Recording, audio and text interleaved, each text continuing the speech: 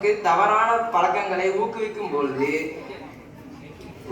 பொழுது அதை எப்படி தவிர்க்க வேண்டும் என்பதற்காக போதை விழிப்புணர்வு நாடகம் போட வந்திருக்கிறோம்.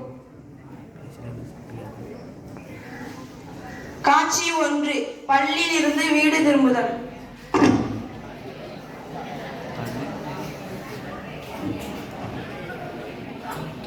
டேய் மச்சான், இன்னைக்கு ஸ்கூல்ல நல்லா ஓபி அடிச்சாச்சுனே. ஆமா மச்சான். நம்ம எப்போ போற இடத்துக்கு போவோமா? போவோம் மச்சான். மச்சான் யாரா பார்க்கலாம் பாரு. யாரும் பார்க்கல நினைக்கிறேன்.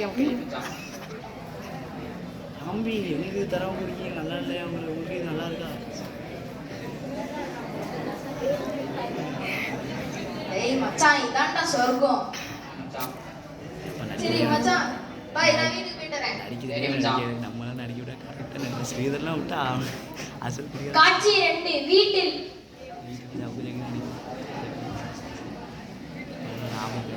போய் வச்சுட்டு தள்ளாடிட்டு வரோம்.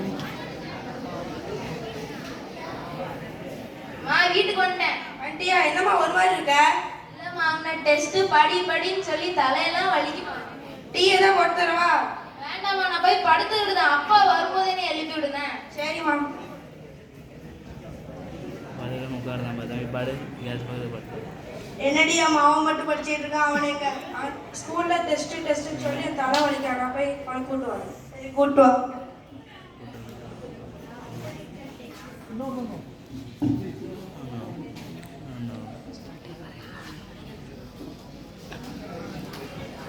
எல்லாம் சாப்பிடுங்க, நல்லா சாப்பிடணும்.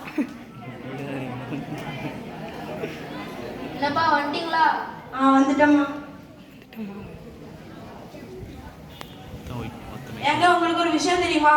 என்ன விஷயம்? இந்த கவிதா புருஷன் இருக்காங்களா, அவருக்கு என்ன ஆயிட்டு அவர்ல இருந்து இந்த ஹாஸ்பிட்டல்ல குடிச்சு கிட்னி லிவர்லாம் ஃபெயிலியர் ஆயிட்டான். நம்ம பையனையும் பார்த்து வச்சுக்கா. இப்போலாம் பெரியவங்களை விட காலேஜ் பசங்க சின்ன ஸ்கூல் பசங்க தான் போதைக்கு ரொம்ப அடிமையாகிறாங்க. நம்ம பையனையும் ஒரு கண்ணு வச்சுக்கோ. சரிங்க. அம்மா, போதைன்னா என்னது? அப்படிலாம் ஒன்றும் ரெடி தூங்குனேன். ஒன்றுமே கிடையாது. நைட்டு ஃபுல்லா தூக்கமே வர மாட்டேங்க. நம்ம அம்மா பாரு நம்ம மேல இவ்வளவு நம்பிக்கை வச்சிருக்காங்க. நம்ம அந்த நம்பிக்கையெல்லாம் கெடுத்துட்டு இருக்கோமே. போதை போடுறது தப்பான விஷயம்ல. சரி, கொஞ்சம் நேரம் போடுறத யாருக்கும் தெரியாது, பாத்துக்கலாம். நம்மளாம் நினைக்கிட்டேன். சரி பார்த்து பாய போடலாம். காட்சி 3. மருத்துவமனையில்.